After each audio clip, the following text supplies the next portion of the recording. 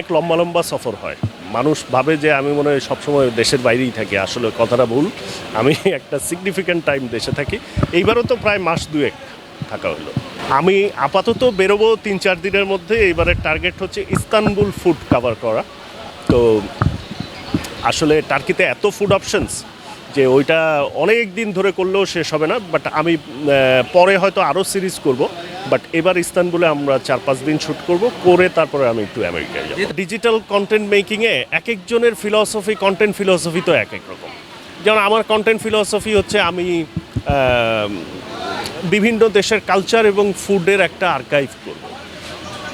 আবার কারো content creation philosophy হচ্ছে সে এমন একটা নেগেটিভ কিছু একটা কন্টেন্ট করবে যেটা অনেক মিলিয়ন মিলিয়ন ভিউ হবে।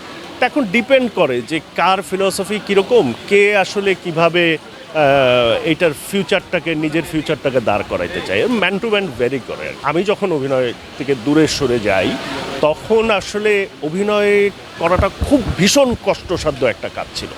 যে একটা দিনে 20টা 22টা 25টা সিন করা হয়তো এই গরমে, মানে এইটা একদম শরীরের উপর দিয়ে যায়। তো এই কারণে ওইটাতে, আর সবচেয়ে বড় কথা ছিল যে টেলিভিশন নাটকের কোনো রেসপন্স ছিল না।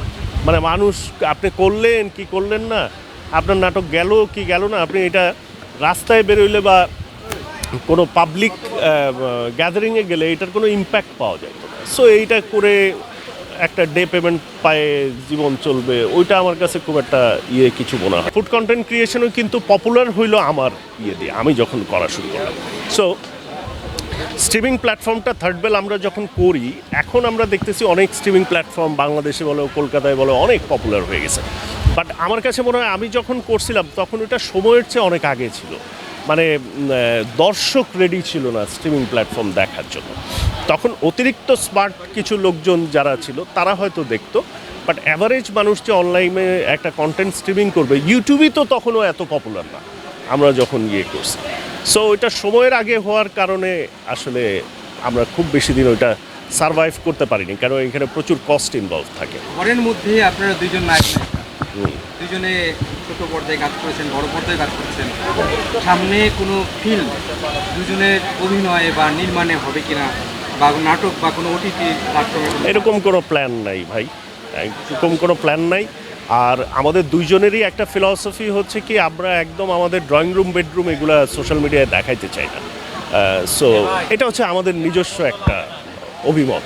এটা অনেকের ক্ষেত্রে ডিফারেন্ট হইতে পারে, বাট এই কারণে আমাদের দেখা যায় যে আমরা আমাদের ড্রয়িং রুমে বা বেডরুমেও এমন খুব একটা কন্টেন্ট ক্রিয়েট করি না। সামাজিক মাধ্যমে কারণ ডাইন উইথ আদনান বা এরকম অনেক আপনি ব্লগ করেছেন, এটা হিউজ রেসপন্স, অনেকে দেখছে, দেশে দেশে বাইরে মানুষ।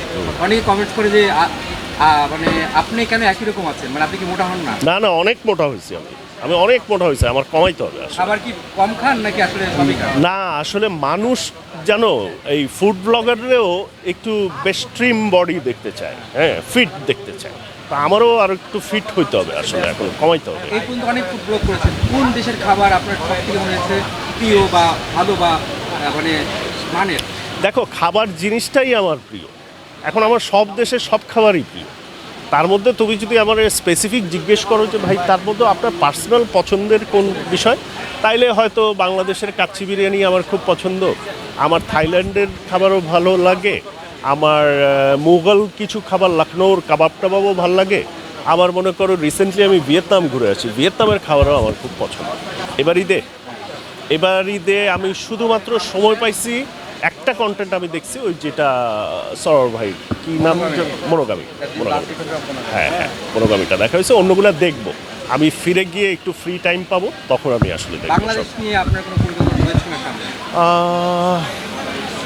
বাংলাদেশ নিয়েই তো পরিকল্পনা আমার। যেমন এবারও যে আসলাম, এবারও তো প্রচুর শ্যুট করছি, আমার কন্টেন্টের শ্যুট। সো বাংলাদেশ নিয়ে ভাবনা তো সবসময়ই আছে।